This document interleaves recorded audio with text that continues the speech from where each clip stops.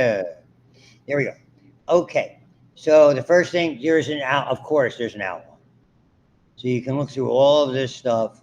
And really, the most salient feature today is to understand a little bit, sort of dovetailed into shoving the intestines back in. And that's this portion of the anatomy in the early stage of our adventure through the digestive system.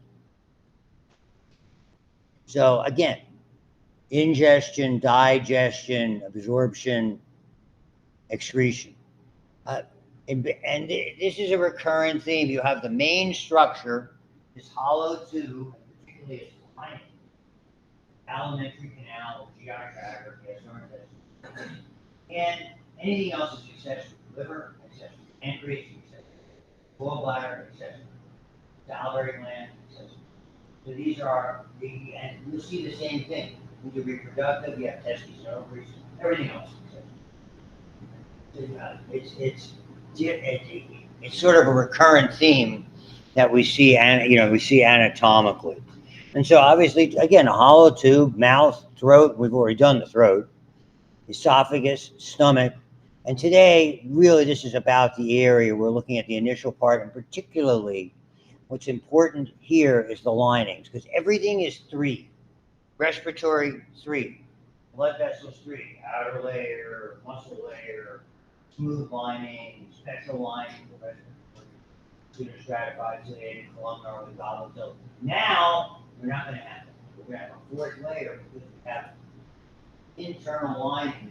The mucosal lining is complex because it has to help with the assist digestion and facility. So it's a whole different role. I don't do teeth. I don't see a big deal about doing the tongue. We will do all salivary glands, liver, and pancreas. So that's all sort of on the ticket. And again, this is one of those slides that undoubtedly you'll be labeling again for the final and it's very straightforward, but this is compared to respiratory. There's a whole, you're talking about 30 feet of tube that you've kind of mushed into the abdominal peritoneal cavity, a little bit in the thoracic and a little bit in the head and neck area. And so those are the major structures. There's no real need to go over them because we'll see this again and again. So yeah, putting it in ingestion, whether it's solid or liquid. Propulsion is sort of part of it. I don't really play a big role with understanding it. Yeah, you have the pharyngeal muscles and the constrictors really initiate propelling it. The propelling that's important are these two, peristalsis, okay, and you'll see afterwards is segmentation. Again, I will do one of my elaborate demonstrations.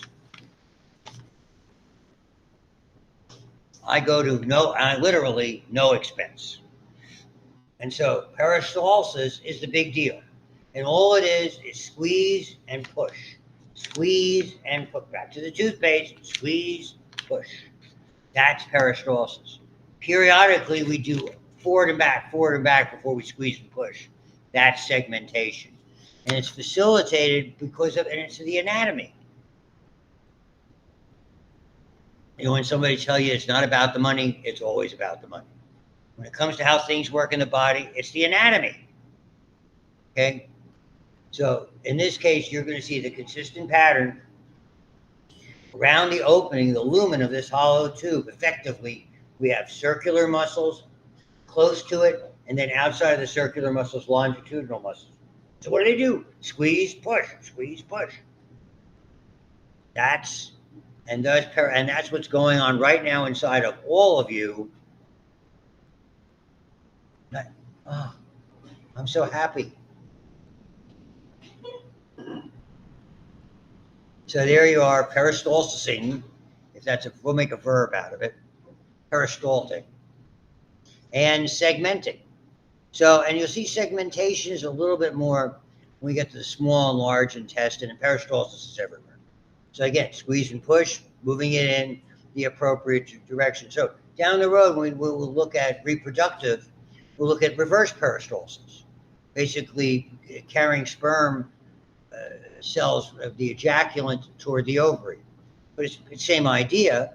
It's just going in the opposite direction. It's not going out, it's going up. Not going down, so to speak. Okay, so to me, digestion is divided into two things: mechanical and chemical. Again, the textbook playing around with different definitions. Like listening to Sunday Night TV and Chris Collinsworth. He never shuts up. Tony Romo never shuts up. Let the game breathe. That's what this book is. It's digestion. You have mechanical, chewing, peristaltic action, when it's mixed with saliva, the stomach, which is effectively a giant mixing bag, and segmentation, the back and forth. And again, that's small and large intestine, versus what should be called chemical digestion, which is, and it's all catabolic steps, it all is activated by water, it's all hydrolytic in nature, and enzymes facilitating it that break down, and we'll go into that in phys. Okay, the complex food molecules for the most part into simpler food molecules, and effectively what we absorb are the building blocks. We ingest proteins, we break them down by a series of relatively complex peptidases until finally we get to dipeptides, and you're going to see in the end what they call the brush border, which we won't get to today in the small intestine. They have dipeptidases that chop them up, and we absorb whatever, glycine, valine, threonine, foranine, fivanine. Aha. Are you taking biochemistry? There's no foranine. Or fivanine, and there's no crying in baseball.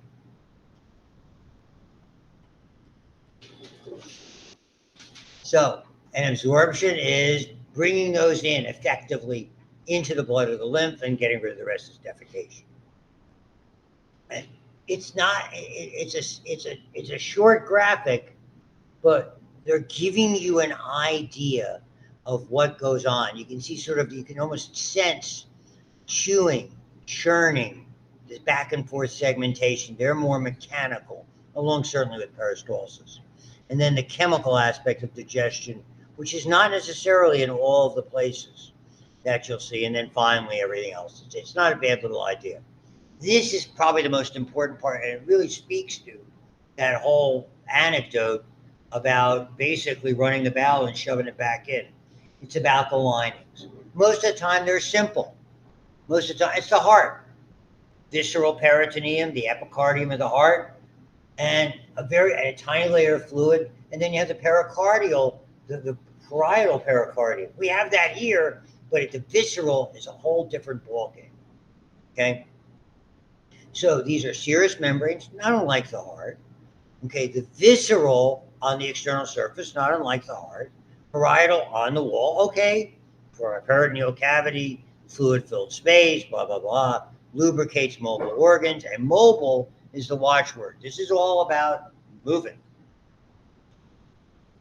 The peritoneum effectively is double layered, and they fuse, and it's called mesentery. And within that, that's going from the walls, the surrounds, principally the posterior and lateral aspects of the body wall, and blood vessels, lymphatics, and nerves, a certain amount of fatty tissue, but they're the critical features that, just like I was not able to demonstrate, hold organs in place. Less about the fat storage, much more about holding them in place.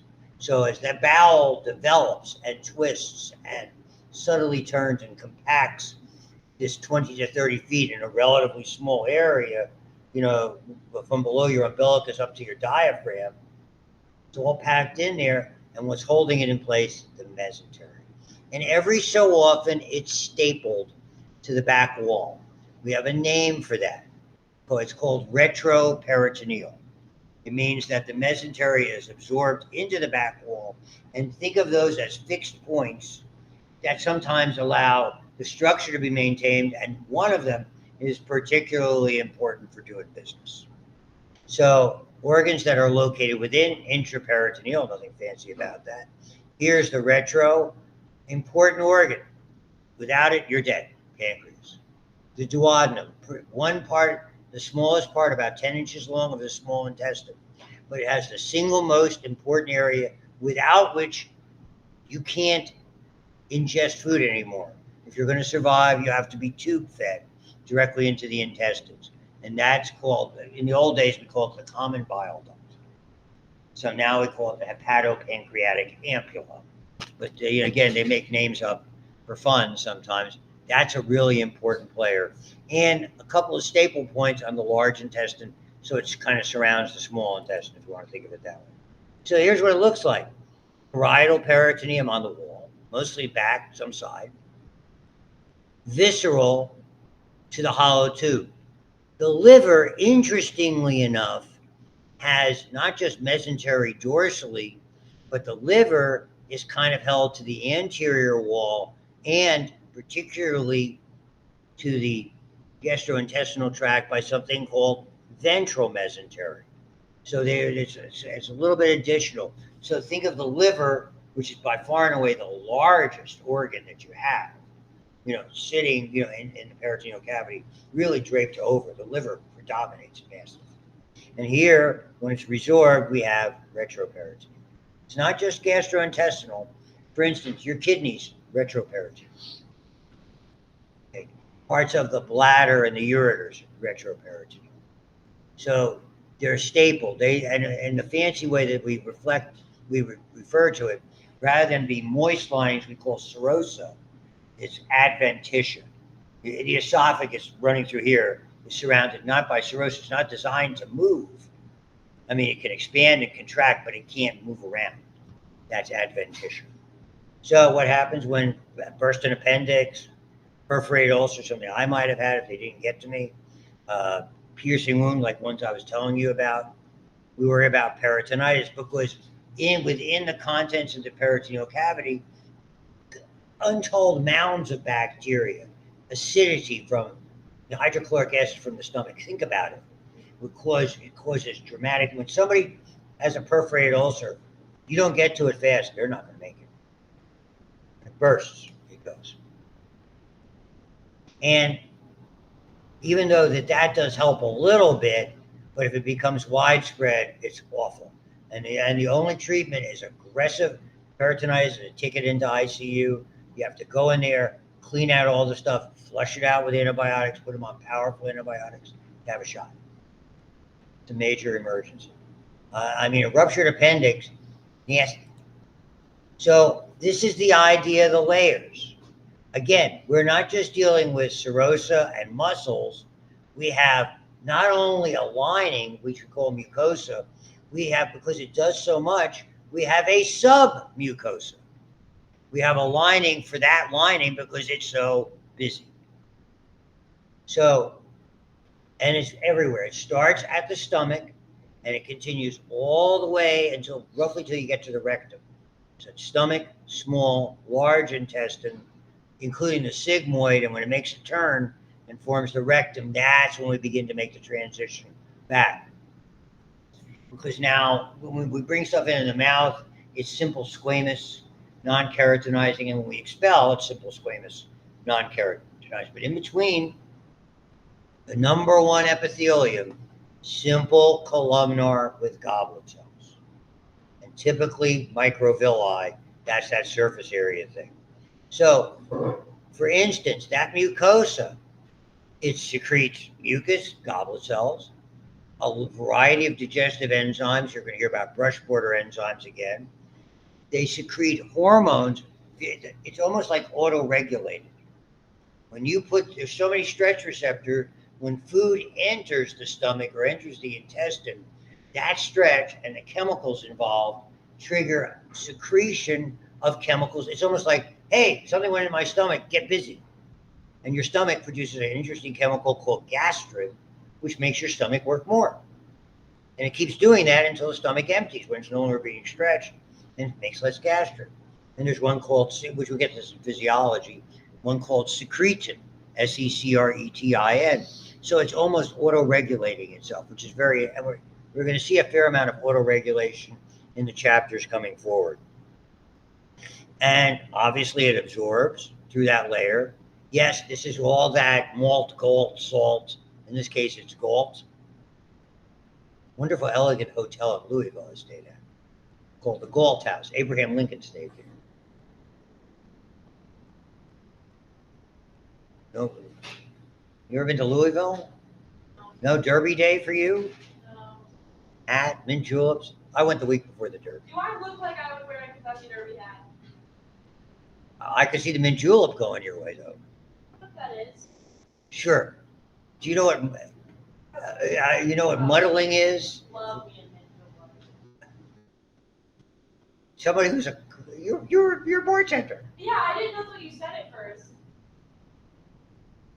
I've been there, and it's a horrible old racetrack. Sorry. It's okay. The Kentucky Derby, where it is. Yeah. I mean, they're charging like $20 for a stupid, a little bit of simple syrup, a little bit of bourbon, muddling, some mint. Here you go, have a julep. I'd rather have a Moscow Mule. No, not my wife and I once every so often. So the epithelium, the lining, underneath it, it's called the lamina propria, a much more elaborate bit of connective tissue for absorption, okay, processing, protection, and my favorite layer, of course, the muscularis mucosa. There's a thin layer of smooth muscle underneath it, so that when you make that tube, I have to do this again, I feel compelled. When you make that tube and you put in the food and it stretches, the muscles contract and sort of embrace the food. It's an intimate relationship between your muscularis mucosa and your food. I like it. When you put food in, you hug it.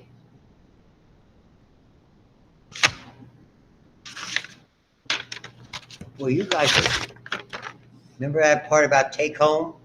Yeah. It's going to be take away in a second. Why? Because you're not laughing at the jokes. The jokes aren't funny. Ah, they're so funny. Ah, Thank God. Embrace your food. Love your food and it will love you back.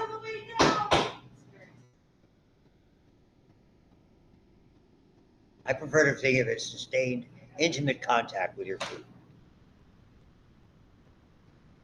I have an existential relationship with food. I eat, therefore I am. Here you go. So the lining, mucus secreting everywhere but the mouth and the esophagus entry points. Food is rushed there, so you're stratified squamous. Anus going out. Secretes mucus, even special secret mucus. Digestive organs from enzymes and all the protective stuff that we'll get to in immune.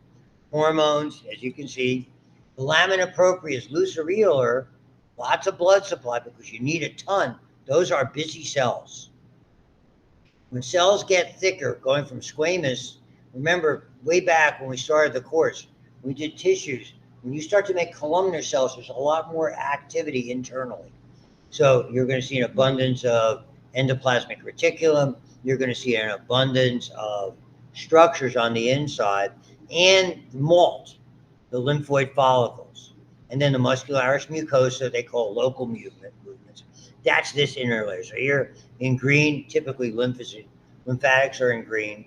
These indentations that you can see going into the underlayer, which is called the submucosa, are called glands. So in the stomach, we have glands. In the intestine, we have glands, but we have pits, are the formal name in the stomach, and crypts, a name that we use in the small intestine.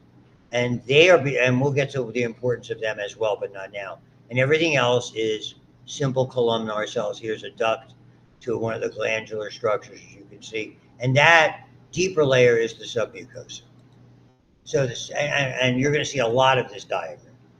Note now that what you're going to see in the submucosa of nerve plexus deep inside the submucosa and a nerve plexus outside. They're called myenteric nerves to the muscles in the enteric area or alimentary canal and submucosal.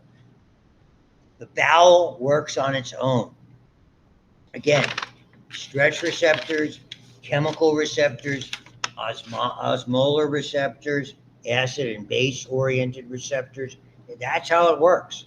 It regulates itself. You do not need external nerve supply. The vagus nerve makes it go faster. The sympathetic trunk makes it slow down. It's almost like redistributing blood flow. So understand that, but it basically works on its own. You can cut the nerve supply to the stomach, and the stomach still works. I am living proof of that. I've had 2 vagotomies, which means they've sectioned the vagus nerve going to my stomach on not 1 but 2 occasions for each of those surgeries because it cuts down on acid production. And as you can see, it doesn't look like I missed any meals. No, totally oblivious. Hi. Hi, son. I'm playing a game right now. And you wonder why test performance. Son, I need a mental break, okay? So don't tell me, okay? Thank you. You haven't even taken any mental health days yet. No, so that's what I'm doing right now. Just give me like 10 minutes. I'll be back. That's fine. Have fun. How dull would this class be?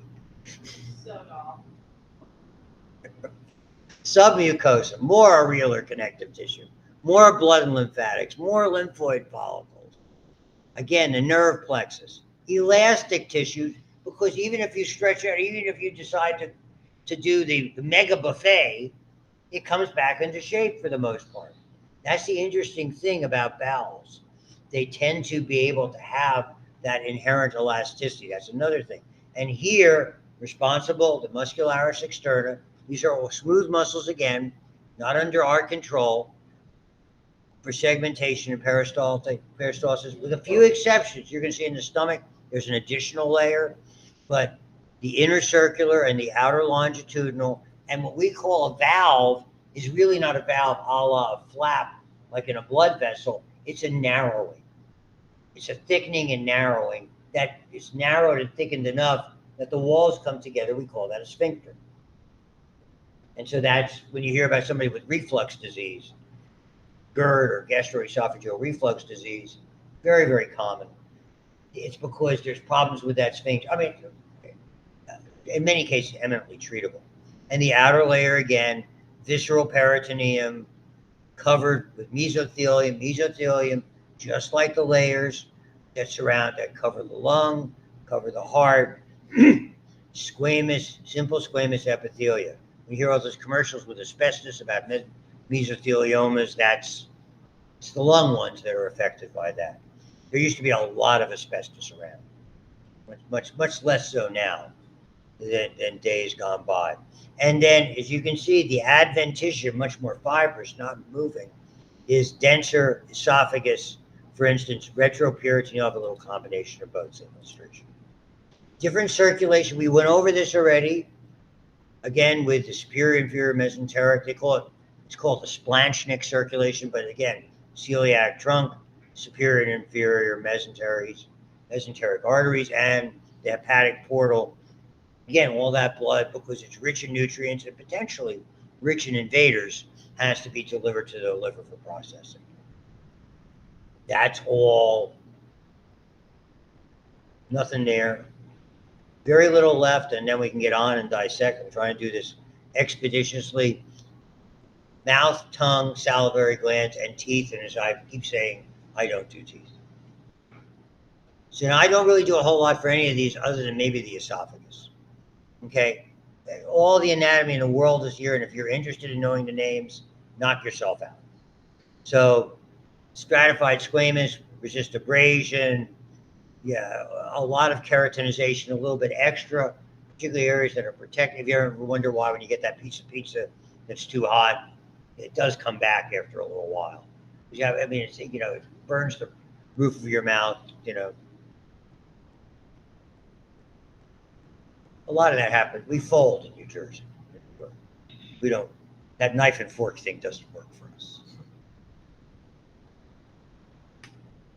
Right? We're folders. Exactly. From New York, right? North Springfield, New Jersey, Union County.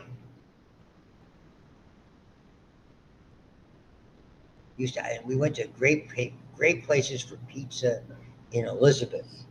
Oh, wonderful. I used to go. I spent a lot of my college days at the High Q, which is a pool hall.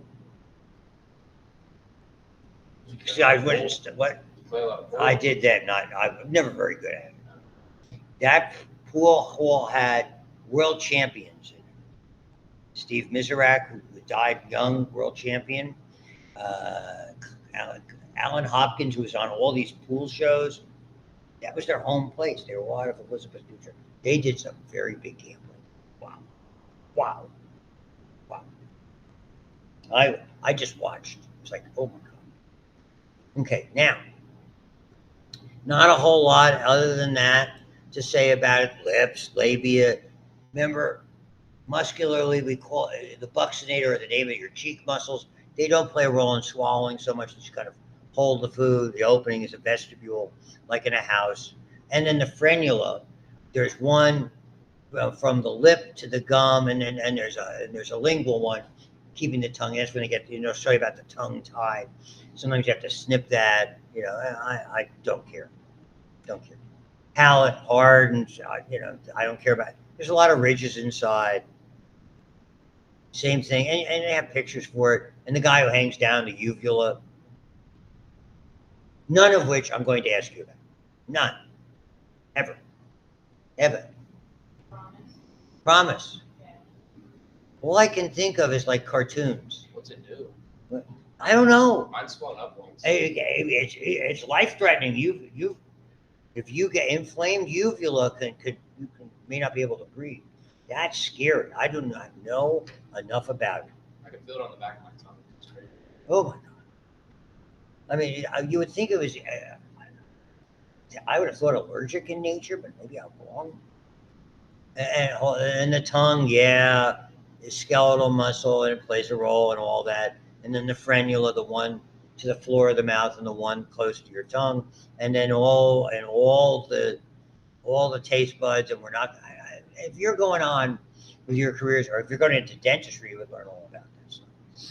Okay, so I'm not talking a whole lot about it. And that's a congenital condition. Okay, restricting the movements, and there's surgical remedies for that. Saliva is more physiological in nature. Again, it's hypotonic in nature, so you're forcing moisture into the bolus of food. This is the first area. It's mostly, in the mouth, is mostly mechanical digestion because you're chomping up the food, okay? But this is where chemical starts. You have salivary amylase, so starches start to break. It's like putting a piece of bread in, and immediately starts to break down, okay? And there's something called lingual lipase that starts to break down fats on your tongue. Proteins don't get started until the stomach. So the only chemical digestion is there. And the saliva is a big player. There are 3 salivary glands that are major. The large ones are here, sort of overlying the buccinator and related musculature, temporalis and masseter. Those are the parotids. Okay, they are mostly serous. You have one underneath the mandible called submandibular, mostly serous. And the tongue has a little bit more mucus called sublingual, and they're paired. So they're significant. The parotid, again, if you didn't talk about mumps and micro, that's one of the targets. Mumps targets glandular tissue. And in children, they get these big, giant cheeks. We don't see a lot of it because of the immunization. But and it can target other glands, particularly in adults. Adult childhood diseases are not nice. So parotid, external to the masseter, opens up behind the second molar, submandibular, sublingual. Here's a very good illustration. Glandular tissue inherently can become. My mom had a tumor on hers when she was in her, I'm going to tell you, early 70s, 71, 72. And fortunately, it was benign. I remember my sister and I staying with her, taking her to the surgery and staying here for a couple, because my dad had just died a little before that. And I mean, she was scared, but good. Because they were telling her like 50-50. And again, serous, watery enzymes, a little bit of mucus, mostly mucus. Again, sublingual, mostly mucus. The others mostly serous, dry mouth. A lot of different things can lead to that. Some people, it is a significant problem. Sjogren's a very interesting autoimmune disease. Who famous has Sjogren's? Well, a very famous autoimmune disease. What famous person do you just name? Sjogren's is how you pronounce it. Ring a bell. Tennis player. Lady. Close. Yes. You ever wonder why Venus particularly was much more inconsistent than Serena was when this flared up? I mean, yeah, look, Dry mouth. I know the glands themselves. Oh, okay. It's an autoimmune phenomenon. And so it affects a lot of moisture producing glands. And with the Sjogren's, you're not healthy. Are You those know, the only causes? what? Are those the only, I beg your pardon? are those the only causes Of what, Sjogren's? of dry mouth? No, there's lots of different things. I mean, a lot of, as you can see here, not just HIV/AIDS, but meds particularly. I would think, I had plenty of diabetic patients. Not a lot of them complained about that, though some did use, like, they chew on things that were lubricating in nature, but meds particularly, very, very much so. I mean, there's a lot, I mean, they're removing one from the marketplace. You've seen a lot of the phenylephrine. Originally it was Sudafed, because Sudafed was used to make speed, and it's not, I mean, that was that whole Breaking Bad, but everybody and his brother knew about that. I mean, I had people I went to college with they used to have all those chemicals down in the chem lab at big universities. It was a Beaker reaction. Phenylethyl ketone and hydrochloric acid. Bingo. Let it evaporate, you've got crystal meth. I used to work at Sam's Club. Yeah. This guy would come in, like Buy- consistently. Yeah. And Buy all the phenylephrine. The Sudafed. he would like take like boxes of it and like put it in his cart, then like go behind like a pallet of hand towels and like stuff in his book bag. God. I actually saw him doing it once. Oh my God. So and typically if you take a lot of those, it does cause dry mouth. So certain ones, because it's mimicking the sympathetic nervous system. We call it, and you'll learn about that next term. It's called sympathomimetic, and that gives you a dry mouth. And you can see what it is. Again, we'll go over this again, but it's hypotonic, slightly acidic, a whole bunch of stuff, and it's very much protective. Okay, we'll get into all that. We're almost done, and I don't do teeth. I don't have enough. I've never had an interest in teeth. I always dreaded going to the dentist. So all those, I'm just not into teeth. My wife has beautiful teeth. Maybe it would have affected me. My mom spent her aim in life before she died was to always have her hair and have all of her teeth. She finally died, and she did. So she had periodontal disease, had to have multiple surgeries, spent a ton on it. God bless her. And wisdom teeth, and who cares? Who cares? That's the periodontal. This woman, when we would go to a restaurant, immediately after we ate, she'd go into the ladies' room and floss. She was fastidious. Hey, Mom. Yeah, about her teeth. And still, she got periodontal disease. No idea why. Thankfully, one of our relatives was a periodontal surgeon. Somebody who was a periodontist. But no piercings, no diabetes. My mom was a 3-pack-a-day smoker for 30 years. Bless her heart. Ruth, you see, it cost you in the end. All right, we're done with that nonsense. All right, turning it off. Now, Somebody pass out those handouts that are there, please? Yeah, Zach, you see those ones? Thank you. Let's talk cow heart. Now, those are the ones I did for the sheep heart. So probably a couple of